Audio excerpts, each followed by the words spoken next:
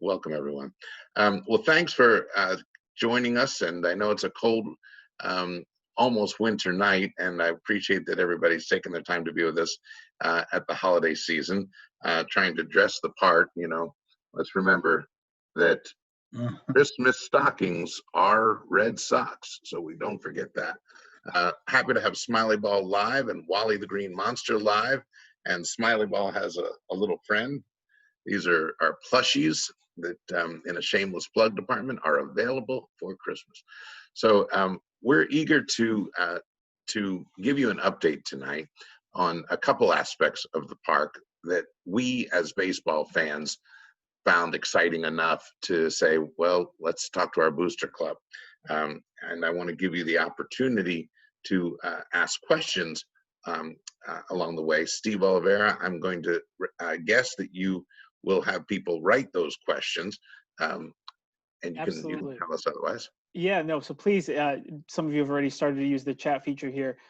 If you do have questions, feel free to put them in the chat. If it's something that I can help with quickly, I will do so in the chat. Otherwise, we'll spend some time at the end of the evening here to answer your questions as well. All righty. Well, thank you. Not everyone drives by the new ballpark faithfully, religiously on Madison Street or on Green Street, and you take a little walk. So we thought we would show you what the ballpark looks like today. And I think we have both pre-snow and with snow. So Steve is going to give us a couple photos just so you see the progress that we've made along the way. It's really coming along quite well, and it's certainly an exciting time in a year that has needed some positive stories, and we hope we are one. So Steve, what can you show us? Here it comes. Yeah. Well, okay, that's going to win one of those art awards. You have to sort of figure out what you're seeing, but that's okay. And this is from the third base side here, as you can see, looking out. I'll share Anything a few less more arty and more blunt. There are a couple more arty ones here. Just a beautiful reflection here in some water, and then we'll get to some of the. There we go. You got a baseball field, and we're looking from home plate down the first base line. You're looking at, you can see the pitcher's mound, but you have the view right here that a right-handed hitter has, and and there you go. You're looking. Now you have the view that Rich Gedman would have if he squats down behind the plate and dons the tools of ignorance. And now you're looking down the third base line as well. So it is a full field. The grass is in. It's in the infield. It's in foul territory. It's in the outfield. And one of the things I hope you'll notice about the ballpark is there's not a lot of foul territory. Intimacy is Larry Lucchino's middle name. And true, and a cozy, intimate ballpark is a trademark of the ballparks he's built, and that he and Janet Marie have either built or restored. You're looking down the concourse right now, and these are comfortable wide concourses that open up to the field, so that when you're walking along to get your refreshments, you don't miss a pitch. All right, there it is with the construction workers, to whom we're very grateful, with their hard hats. This is underneath, right? And this is the home clubhouse, I believe. I think it will be a marvel to see the transition of that to the home of the next Xander Bogaerts or Jackie Bradley Jr.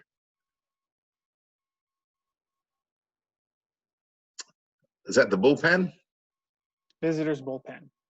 The visitors bullpen down the third base side. Is that right? There's the scoreboard structure, and this is going to be the first part of what we're going to talk about tonight. But that is the structure that will hold the scoreboard, the video board. It's not a Jumbotron. That's a Sony product. It's not a Diamond Vision. That's a Mitsubishi project. This is an ANC video board, and that's what we're going to get to. All right, Steve, do we now know what it looks like? There's one final shot.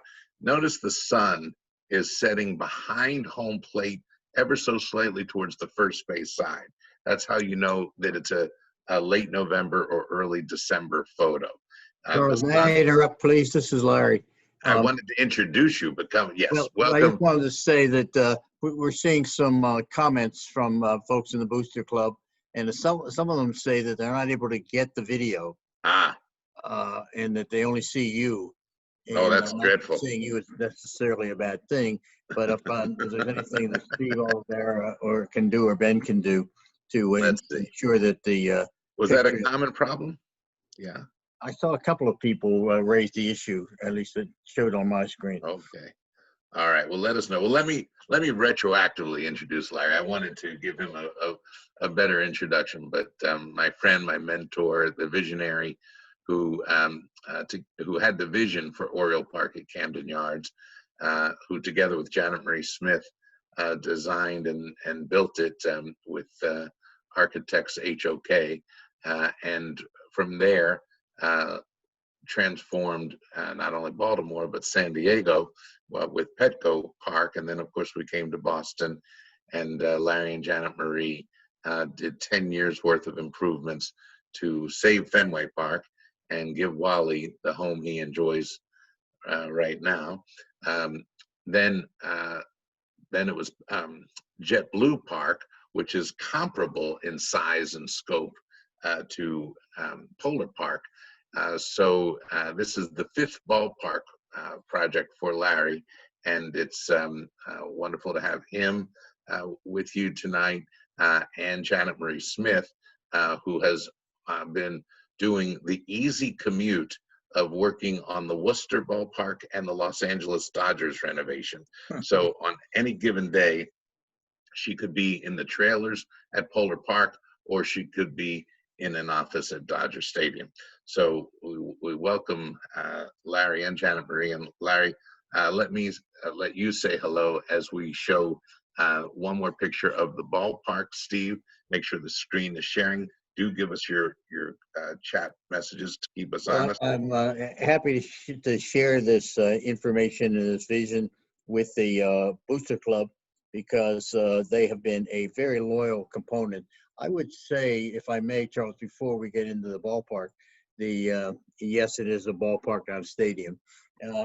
I would say that the reception we have gotten in Worcester has been far and away the best and most and the warmest we have received in any of the places we have been in our past. And I include a move from Baltimore to San Diego, and from San Diego to Boston, and from Boston now to Worcester. It has been a remarkable experience. So thank you, Worcester. Thank you, Worcester Booster Club, and thanks to the public opinion in Worcester has been so favorable and so positive. We cannot take a minute to we can't miss an opportunity to thank you for that warm and gracious reception, and that applies across the board to all sorts of things we are doing and have done.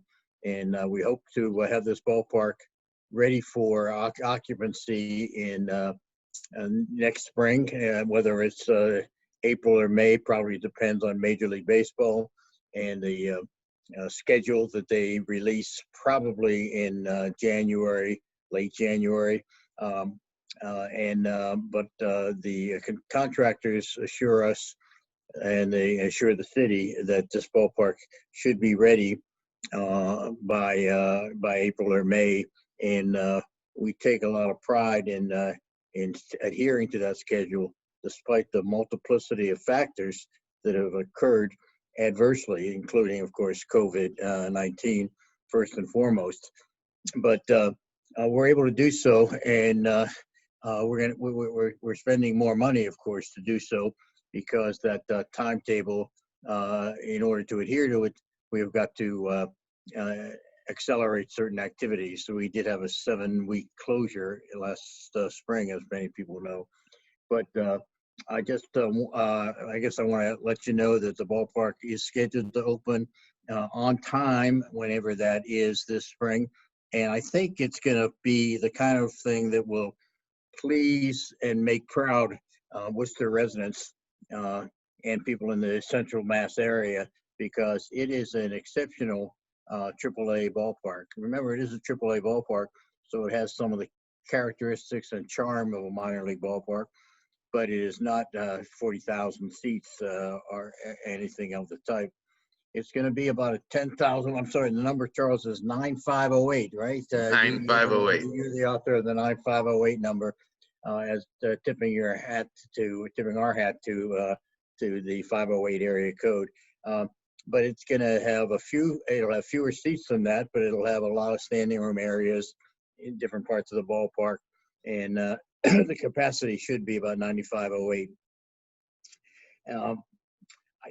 Janet is and Bart Harvey are doing a marvelous job and Bart is our ballpark design coordinator, and they are doing a marvelous job to make sure the ballpark meets the high standards we have set for it and meets the high standards the city has set for it.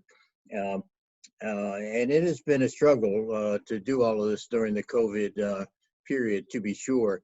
The convenience of face-to-face meetings, the comfort of having people across the table and documents that we can share, all of that has got to be translated these days into Zoom meetings and team meetings and other kinds of electronic meetings, and that takes a toll on the project and on the people doing it.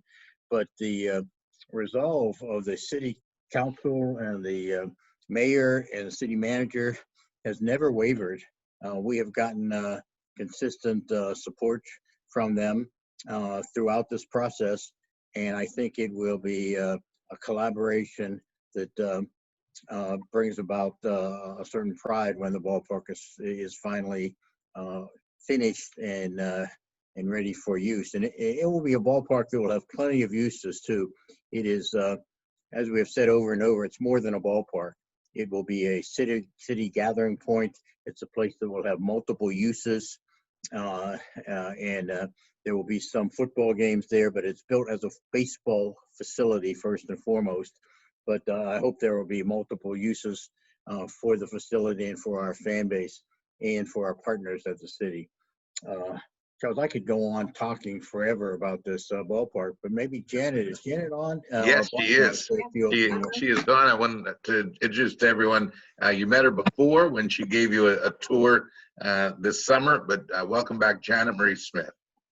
Hi, nice to be with all of you. And I, like Larry, I'm sorry we aren't doing these things in person. That really is one of the frustrating things about COVID, is it keeps us apart and on all kinds of forums. These are the kinds of events that back in the day, Larry and Charles would have had you all out. We would have been putting on hard hats, and Bart Harvey would have been leading a tour through Polar Park, and we could have all gotten our shoes muddy and enjoyed the evolution of it. So hopefully the photos that Joe Jacobs and others have put together help give you a sense of the excitement, and we'll have the spring to look forward to, I hope. Well, we have much to show and tell, and we appreciate those of you who are writing comments, and we're going to try to get to them all. As we do, Steve is going to get ready, and Ben Weingarten, both of our staff, to show us some of the renderings that we wanted to share with you. But we should tell you that Jody White, we'd love to have the Red Sox Fantasy Camp play in Worcester, both the women's and the full camp. That sounds like a great idea. Jeremy Johnson says something that was on all of our minds today. Prayers going out to Ed Augustus, our city manager, as he recovers from COVID. He put out a statement saying that he's not missing a thing and working from home. So Mr. City Manager, all of us, Larry, Janet, and I, who really just come to love working with you and respect you so much, we hope you're feeling well, and you know that we're all behind you.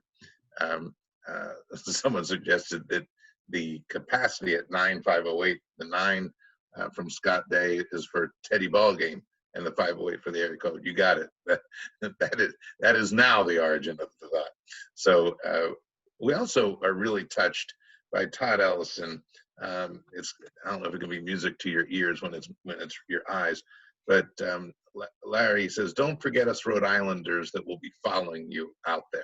That we really appreciate, because we really want to keep the entire fan base together. So We that's will not forget Rhode Island. We can love Worcester and Central Mass and still remember our roots in and our history in Rhode Island, and we hope to be able to do both. And back to Doug Belanger, who says Worcester Senior Softball is very excited to support the WooSox and would love to play on the field. Yes, that's good. And Steve Oliveira will be in touch with you, and I will be interested in whether you're of the Belangers of Pittsfield, Massachusetts. And thank you all for so many. Counselor Sean Rose is with us today, and we're always grateful for his support. He's been an active participant. And Sean's asking about those photos. Will they be for sale? Well, Larry might kick me under the table, except he can't because he's at his home and I'm at mine. I was going to give them away, but what we were imagining were really nice artistic prints of the construction process that might be promotional giveaways, if that would appeal to you. We have some really, really nice. Charles, and Steve, we've always thought of the Booster Club as a kind of adjunct to our board, as a kind of a focus group potential, being used as a focus group as well. So if the idea of photographs of the ballpark at various stages of construction has an appeal, I would urge you to just drop a note to Charles or to Steve. I think Steve Oliveira might be the best person to receive those notes as being the honcho of the Booster Club. But it would be nice to know what people think, and if their indications if their indications on this call are carried forward, we should get plenty of response and plenty of input from the Booster Club. All right. And by the way, Janet, you're going to like this question from Erica Bertel. It's going to come up a little bit later in our program. What about a diner that was in the original rendering of the ballpark? God, it's like you read the script. Okay. Well, how about if we let's all be 10 years old. Let's all be 15 years old. You go to the ball game. You're watching the WooSox. There they are on the field. They're playing some irrelevant other team. We'll call them the Yankees, because the Scranton Wilkes-Barre Rail Riders is a mouthful when we really only care about the fact that they're the future Yankees. And the game is about to begin, and there's this big video board in left center field that is telling, oh, here on a rehabilitation assignment from a very minor injury, is Xander Bogaerts. We never want Xander to be injured. But let's imagine, and I'm hoping you can all see this. I don't want you to be looking at me. I want you to be looking at the video board. But here is an example. It's only an example of what you might see on the video board. And I would love to know your reactions to it and whether it tells you what you want to know. You see his number, you see his name, you see his position, you see his batting line this year. Here's what we're moving this up to about the 8th inning, I think. Or 9th inning. You see what he's done tonight. And then we thought maybe there'll be a way to do something very Worcester. Loves breakfast in Worcester at the Parkway Diner, Birch Tree Bread Company, at the Boulevard Diner. And if you look at the starting lineup that we have, while it's intentionally fantasy, there's a little bit of method to the madness, and that comes in the form of Jared Saltalamacchia. We wanted to make sure that the longest name we've ever seen can fit on that lineup. Okay, all the others and love. The opposing pitcher, Giolito, we're going to learn a little bit more about him. But this is one format that we are dabbling in. Now, here is the second format, same as the first, but with these modifications. And we don't know if we'll exactly do this with Twitter. It may be with Instagram. But imagine the following, how tweeted is. And here's a tweet, we're making it up, but it would be real, from Xander Bogaerts. Love visiting you all in the Woo. Had my Coney Island dog and table talk pie. Nicest people around. But imagine you are in the stands and you send a tweet and there it goes. It's up there. X-Man, you're all class. That's me yelling hello from section 10, row 11, seat 12. So we'll have someone who checks the tweets to make sure they're really what you mean to be saying publicly. But imagine interaction. Now imagine Xander comes back to the dugout and the camera shows him looking at the tweet and he tips his cap. Then you Charles, there are a bunch of anti-tweets coming in now. No tweeting. I go to watch the game. Okay. 3 or 4 people. Fair enough. So I think we can make note of that. I'm not advocating the tweeting. I'm accepting that it occurs in this universe, but it's a fair comment. All right, now, and David Whalen is giving us a transition to the next board. But why don't we show you all 5 of these, and then we can come back and look at some of the questions. The fact that we have 5 is worthy of underscoring. We got a pretty good deal with ANC. They were very eager to play this role in this ballpark and to be a part of the Red Sox world. They are part of Fenway and have been for quite a long time. Thanks to them, we ended up with 5 scoreboards, and for the same price as what we thought would be 3. And so it'd be nice to show people the others as well. Good. All right. We're seeing that you like what they've done in the game tonight. We're seeing that you love more information. We want to keep it personal because Worcester feels like such a personal place. Take a look at right center field. Right center field. And that's a pitcher's board. And here's your pitcher, Lucas Giolito. Here's his line tonight. He's having a good game. Here's the count.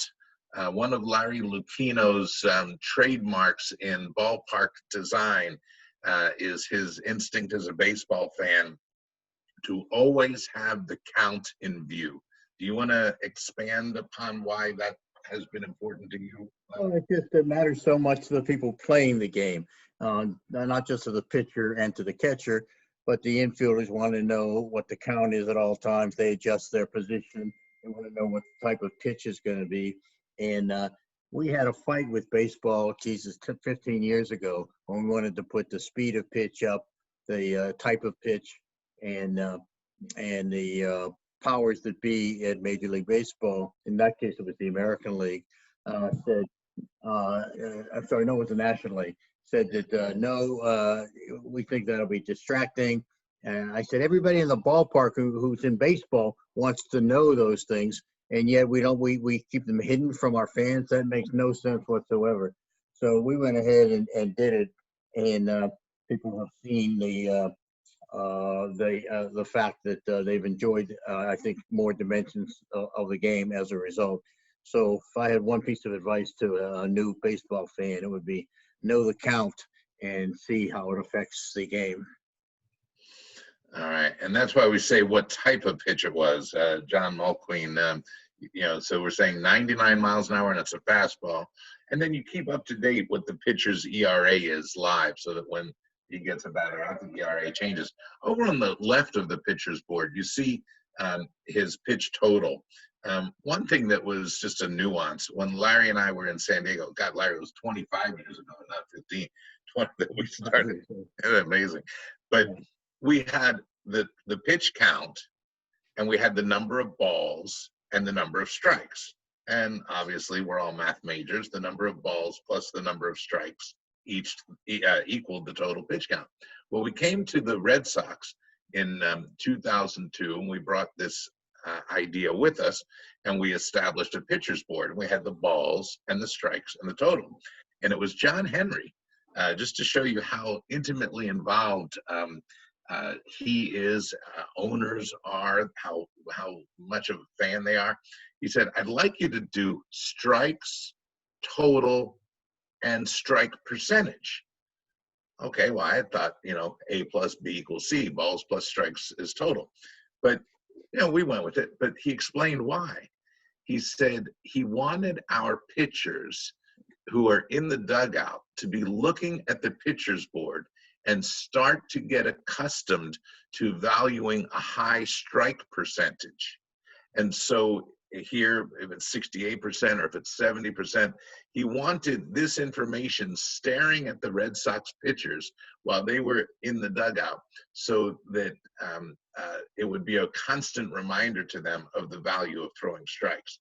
So it's just a little anecdote that he told me 17 or 18 years ago, but I thought I'd pass it along just to make sure we only do this because we're baseball fans.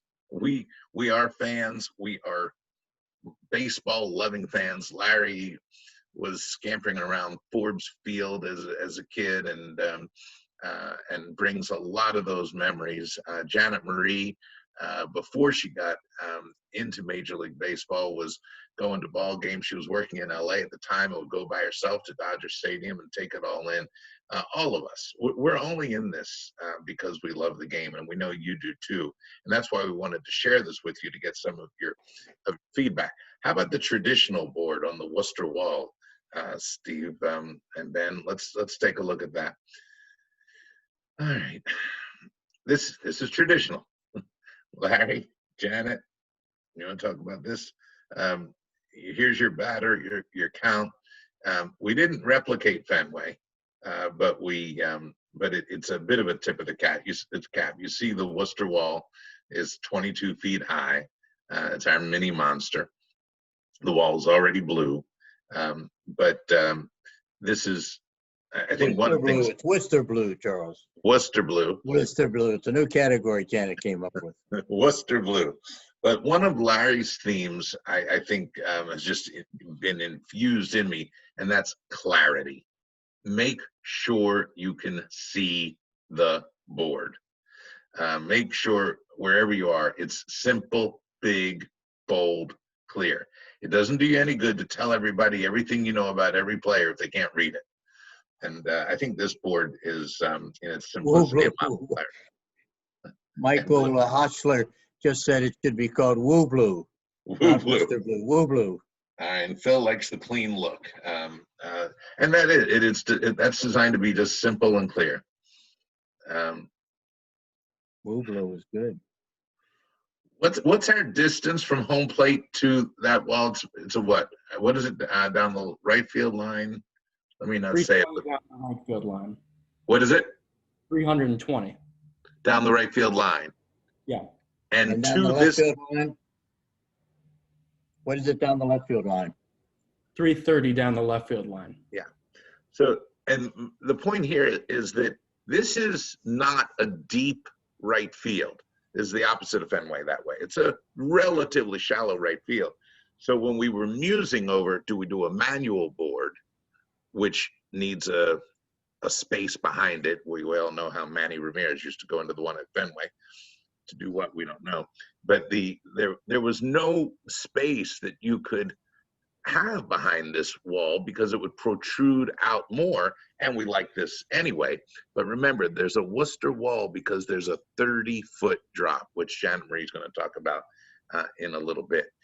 Let's take a look at the auxiliary boards, Ben. So you're walking along Summit Street, which we want you to get to know in a moment, and you look in, and I wonder, I think it'll be this clear. Charlotte has 2 runs, Worcester has 3. You see that it's the 9th, but you see the little caret saying it's the top of the 9th. At bat is Moncada, remember him? It's a 3-2 count with 2 outs, 98 mile an hour on this pitch by our pitcher, Tanner Houck, and a sponsor to be named later goes to the right. There would be a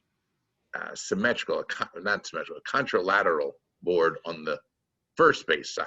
So same kind of board. It may not be in exactly the same position, but can we stop for a second? There's a question from Alan about why we didn't use Fenway dimensions. You think Janet can answer that? Absolutely. Go ahead, Janet.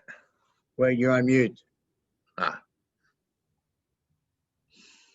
Steve, do you have Janet muted? There There. we go. Okay, thank you. Sorry. Yes, we did give that serious consideration. As you know, Larry had had us do that at JetBlue Park, and so there was certainly a precedent for having Fenway dimensions in a different park. But as we looked at Worcester, we felt it was really important to have the third baseline north so that we had the best conditions on the playing field. And so we ended up with almost the exact opposite problem that Fenway has, where it was really the right field line, as you heard Ben say a moment ago, where we ran into that 320-foot property line, and that was the end of our real estate.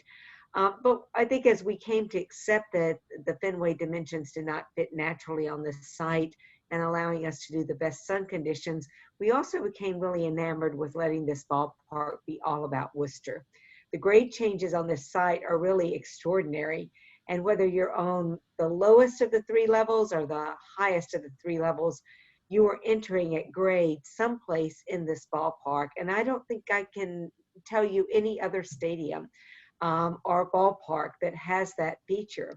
So we were excited about letting Worcester be Worcester, and hope you'll agree when you have a chance to come and visit Polo Park. All right. I want to turn it over more to Janet in just a second, but a couple of your questions are giving us great transitions. Any place for out-of-town scores? A couple of you asked. Yes. And the question is, what out-of-town scores do you want to see? And the reason I ask it that way is this. If you go back to that pitcher's board in right center field, what we imagine, and we want your imagination to play a role too, is between innings, that becomes the Red Sox board. Let's tune in to what's going on with the Boston Red Sox. If they're playing, maybe we can watch it live. If they're playing, maybe we see a highlight. If they're playing, maybe we give you notes about what's going on in their game. If they're not playing, there's even more that we can show you. We can show you highlights from last night, from earlier today, whatever the notes are. But our wonder was, we can do it all, but we thought you might like to see more about what the Boston Red Sox are doing than what Rochester versus Syracuse is doing. Or you may tell us you want all the major league scores. But our idea, and I'll tell you what we did, Larry and Janet Marie and I left the Architects one day about a year ago, and I think we're sitting in a Dunkin' Donuts where we pulled out about a half a dozen little brown napkins, and we just started drawing, oh, let's do a Red Sox board, let's do a pitcher's board, let's do the video board. And you know, it's like telling Santa what you want for Christmas, and you don't get everything you want, but you still do really well. That's what it feels like. So that's the idea of the out-of-town scores. There's a lot of positive feedback from the Booster Club regarding Red Sox information and Red Sox scores and all that. Well, so I think everyone, yeah, cool. with WooSox most, yeah. I think Bart Harvey should especially take note of these suggestions coming underneath, including the one about runners on base. Yeah, I love that one. Yeah, we got to find a place for that. Yeah, and it's cool when you suddenly see, you know, who, not only where are the runners, but who are the runners? Is that guy a stolen base threat, or does he, you know, run more like I do? Now, if we look one more time at the pitcher's board, we're going to transition to the second part of our presentation because someone just asked, what's on the other side of the wall? Well, if you look at the pitcher's board, you see that people are dining above that wall. And if you look at the Worcester wall, same thing. There's a lot going on. And that leads us to this picture, an overview. There's a nice suggestion from Bruce Mendelson. This is where Torrey Hunter falls in. Very good. But you take a look, and Summit Street, a current street that is behind the right field wall, it becomes part of the ballpark. And Janet Marie and Larry, let me turn this over to you as you hear a little bit about a diner and you hear about some really cool things, I think, as a baseball fan and as a Red Sox fan, that will animate and activate Summit Street. Go ahead. I would say that Summit Street is a product of Janet Murray Smith's imagination. Primarily, she and Bart Harvey wanted to Worcesterize the ballpark, wanted to do something like what we did with Yawkey Way, when it was called Yawkey Way, and now it's called Jersey Street. But we've done it everywhere. You'll see pictures of Baltimore and maybe even San Diego where we've done it. But Janet, why don't you talk about it? Sure, I'd love to. Well, I'm grateful to Ben for having put together these images for us. And so I'll speak to this first. Actually, can I start with Boston? Well, no, actually, let's start here. Okay, so we're looking at Oriole Park at Camden Yards, which opened in 1992. And when Charles and Larry and I worked on this project, we were really excited about a concept of taking a city street, having it march through the ballpark, act like a city street, act like part of the public promenade of Baltimore's Inner Harbor, but on game days, put up turnstiles at either end of the street so that it would act as a concourse and complete the 360 around the ballpark. And as you can see in this image, Utah Street is full of personality. There is a team store that's on Utah Street. There are kiosks, face painters. There are baseballs that are marking the street every time a home run has been hit out of Camden Yards onto Utah Street. A brass baseball is put in with the hitter, the date, and the number of feet from home plate. Our former first baseman, Boog Powell, is still almost 30 years later cooking barbecue out on Utah Street and signing autographs pregame. So this proved to be a really popular spot at the park, even though for us, in a way, it was making lemonade out of lemons, because most of our parking and our light rail was to the north of the site. And like Polar Park, we had oriented Camden Yards with the third baseline due north, and we wanted fans to feel like they had arrived, even as they entered the outfield and worked their way around to behind home plate and to the infield area where many of them had seats. But it proved to be such a popular thing that 10 years later, when Larry Lucchino, Tom Warner, and John Henry took over the ownership of the Red Sox, Larry had us take a look at what would it mean to say Fenway Park. How could we do what everyone else said couldn't be done? And one of the thoughts that we had is we really need to capture more square footage. And this is a little bit like life imitating art and art imitating life. We had used Fenway Park when we were in Baltimore as a model for what Camden Yards could be. So once we got to Fenway Park, we thought, well, why not let Camden Yards teach us a thing or two? So we went to the city of Boston, and with Mayor Menino's help and the support of the surrounding neighborhoods, we put turnstiles on what was then known as Yawkey Way, now Jersey Street. And of course, as many of you know, it too is home to kiosks, to food and beverage, to magicians, marching bands, the pregame show of Nesson, and has become a true addition to Fenway Park without ever altering its architecture.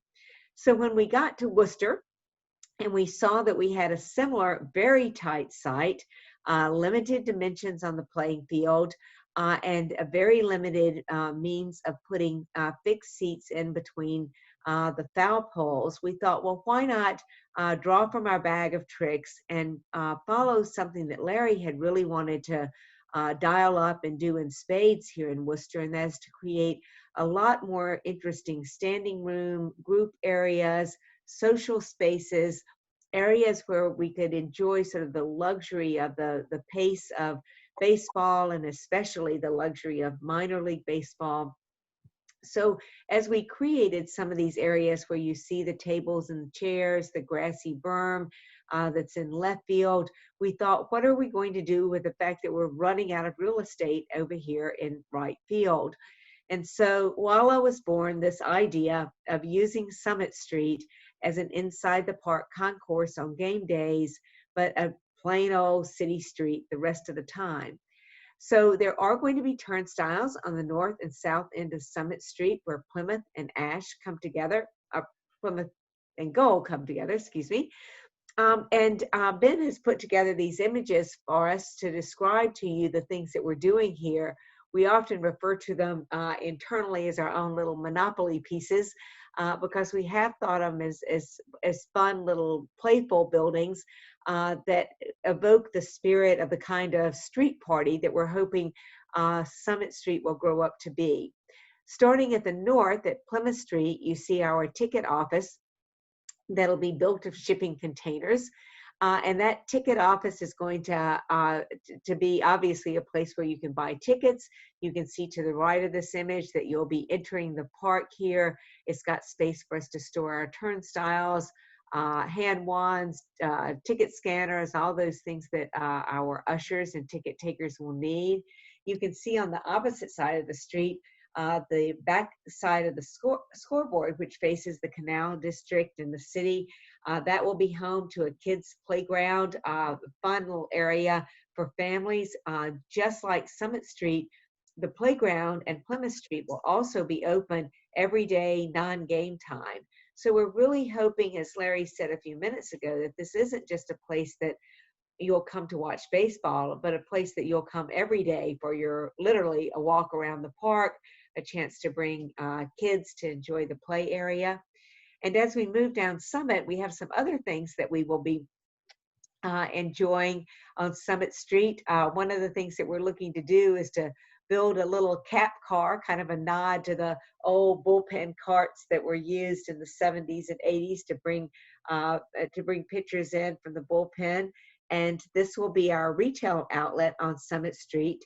It is a workable car. You do not need a special driver's license for it. So if anyone wants to be part of our retail team, maybe we'll be taking volunteers here. But our hope is that this will be somewhat of a goodwill ambassador around Worcester for the WooSox.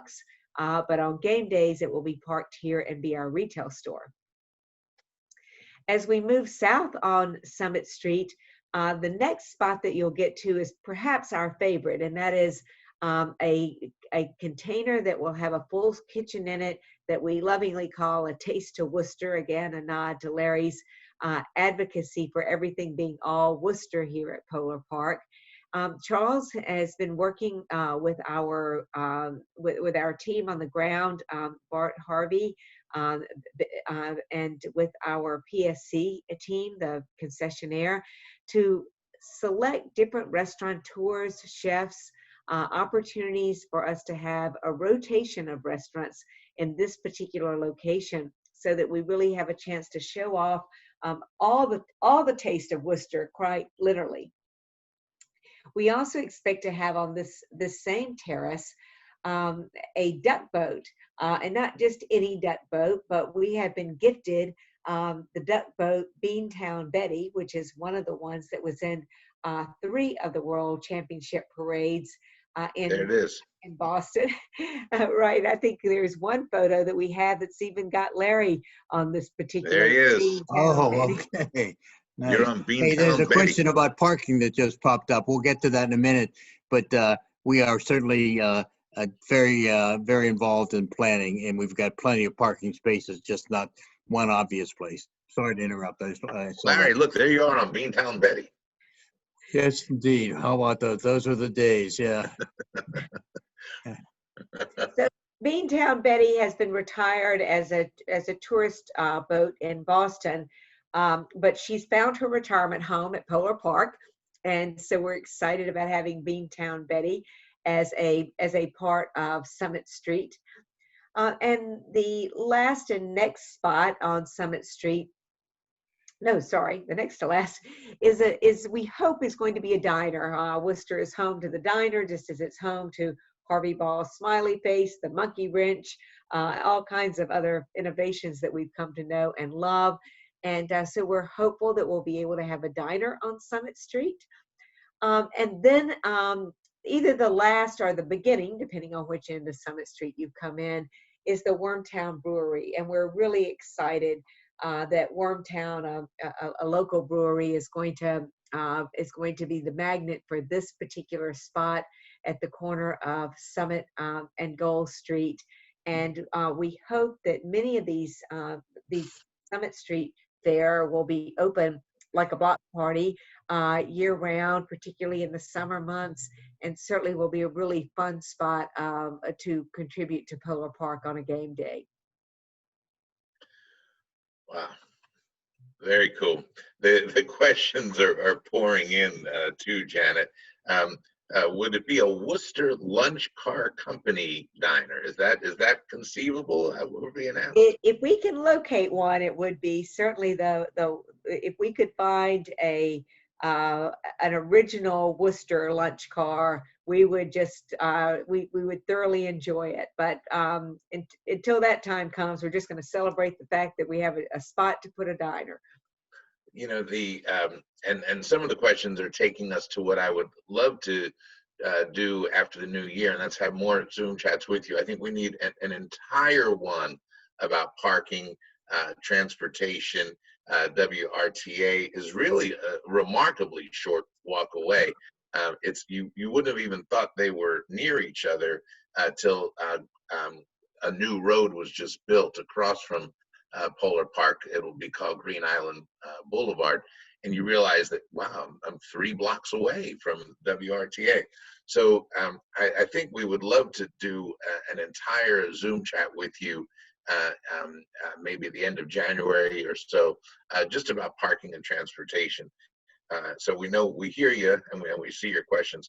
By the way, Michael Hoshek, whose wife came up with Woo Blue, has another idea. First concert should be Aerosmith. We were talking today to concert promoters about who should be the first concert, and who knows? We'll see who's touring. But Janet, Summit Street has unique qualities, and it's a reminder that you'll walk down from Summit Street to your seats on top of the Worcester Wall. You don't do a climb here. You want to talk about the It is kind of topography? an amazing thing. These are obviously inspired by the Green Monster seats that DAIQ produced for us when we were with the Red Sox in 2004. And we're lucky enough to have them as the architect for Polar Park as well. But what's different about Polar Park's seats above the big tall wall in right field is that instead of walking up to them, just as Dr. Charles said, you'll be walking down to them. So you have your own Summit Street, you literally walk down to the wall, which is going to be a lot of fun. I just think there's something so amazing about the way this park has been sculpted into this site. It really completes the Canal District and gives us a wonderful bridge over to the theater district across Madison Street. And I think we'll jumpstart development on the south side of Madison Street. But it's also just a beautiful little nest for baseball. And I think it's going to offer a lot of unique things that we really find hard to describe with words because it's such a new experience. And I think everybody knows this already, but if you zoom in, Ben, on that red circle, you do see that the 2 light towers in center field are heart-shaped. So we've even gone and let Neil Diamond know that we'll be turning on our heart lights. If you remember his song that he did in relation to E.T.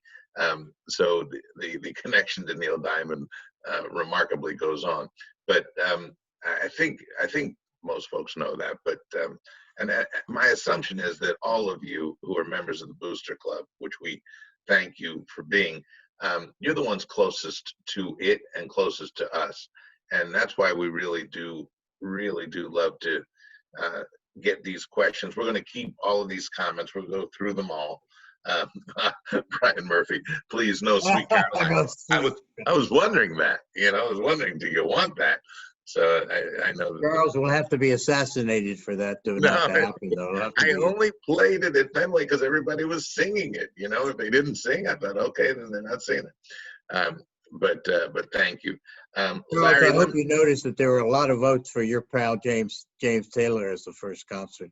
Oh, good, good, good, good. I didn't see that, and I will convey that to him. I would love for that to be. That would be a nice classy one.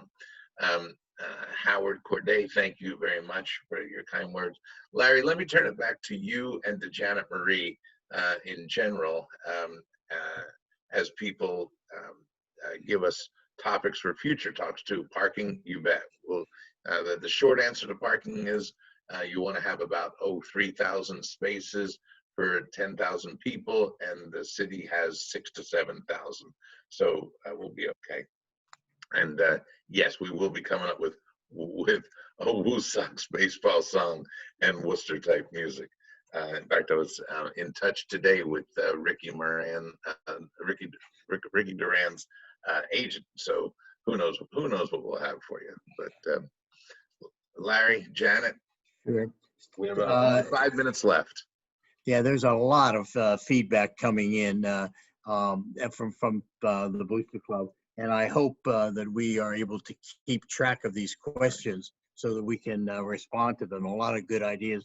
We think we thought of a lot of good stuff, but damn, when you get 250 people together, you get even better ideas, particularly from fans as passionate as ones in the Booster Club. A couple of comments about the views from each seat. There are no poles and pillars to obscure seats, and I think you'll find even the cheap seats in this ballpark have great views of the game, great views from those seats. So I guess I'm still jazzed up from this call. I think that we've got a lot of ideas and a lot of a lot of ideas coming in from the people who care most about Worcester and who care the most about baseball. So I hope that Bart and Steve are able to keep track of all of these, and let's see what we can include. It's getting late in the process, but Steve Walker talks about the light at the end of the tunnel being this ballpark, and I certainly hope that it is seen that way by lots of people. It is going to forever change Worcester's popularity and the view of Worcester. We know that it's going to be great for the Red Sox. It needs to give us a home that we're proud of and that we can do well in. But Charles, and I would just urge you and all of us, Janet and Ben and Bart and all of us who are working on this project, to have another one of these maybe after the holidays. Yeah. And maybe we focus on parking, but we at least give fans a chance to talk through their questions and to make suggestions through their questions. So we will do that. Janet, do you want to have any closing remarks? No, I don't have any closing remarks, but I thank all of you for joining, and I love the enthusiasm. It's hard for me to talk and read at the same time, so I'm going to look forward to catching up on some of your comments and suggestions after this call, but thank you very much. And I'll tell you, I'll close with this notion of gratitude to you all. Larry mentioned James Taylor, and many of you have, and we've gotten to have a nice friendship with him through all the years that we've worked with him at Fenway. And one time, well after a show when everything had died down, I said, how do you still enjoy playing Fire and Rain every single concert? And he said, because you feel the crowd. They emit an energy and you feel it, and that's what you're responding to. And in the proportional size of our Zoom chat tonight, reading your comments tonight, you all have given us a lot of energy. When Larry says he's jazzed up, I know exactly what he means. It's just nice to talk to you all, even if it's in this kind of version of technology. And we do love hearing from you, and we love your enthusiasm. We love that you love baseball and that you love Worcester and you love the idea of a ballpark. And it's with every fiber that we have that we want to build something that Worcester is proud of. So we do look forward to you enjoying this, and that's why we want to keep the dialogue open. Steve Oliveira, you'll stay in touch as the primary point of contact with the members of the Worcester Red Sox Booster Club. We were trying to come up with something for short. I tried Woo Boos. He said, that's not going to do it. So we'll see what we call you. But for Larry, for Janet, for Smiley Ball, who's going out and meeting people everywhere, to Wally, his warm relative, Ben Weingarten, taking us through all the photos, Bart Harvey, who's sweating everything about this ballpark every moment of every day, and all of our staff, many of whom are on this call as well. We should note that Ben did more than just take us through those photos. Many of those are his drawings, and we really appreciate having him at our side to help put these things together. Yes, and we'll talk another time too about yes, the wheelchair seating, which we have in every category. So many things you're bringing up are great, and let's do this again soon. We've used an hour of your time, and we thank you, and we wish you a safe, happy, healthy, warm holiday season, and let's do this again after the new year. Thank you so much for your input. Thank you. Thank you all so much. And I did my best here to frantically type and answer questions privately as they were coming into the chat, but I'm sure I didn't get them all. So if you do have any other questions, please feel free to email us, boosterclub@woosox.com. I will go through every one of those emails and answer them or pass you along to the proper people on our end. So please, boosterclub@woosox.com if you have any other questions. Thank you again so much. And as Charles and Larry and Jim Smith said, we will do more of these very soon. So stay tuned, and thank you so much. Put Larry in the Hall of Fame. How about that?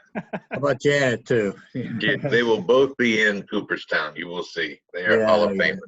All righty. Thank you. Thanks, everybody. Thank you, Booster Club. Take care. Thank you all.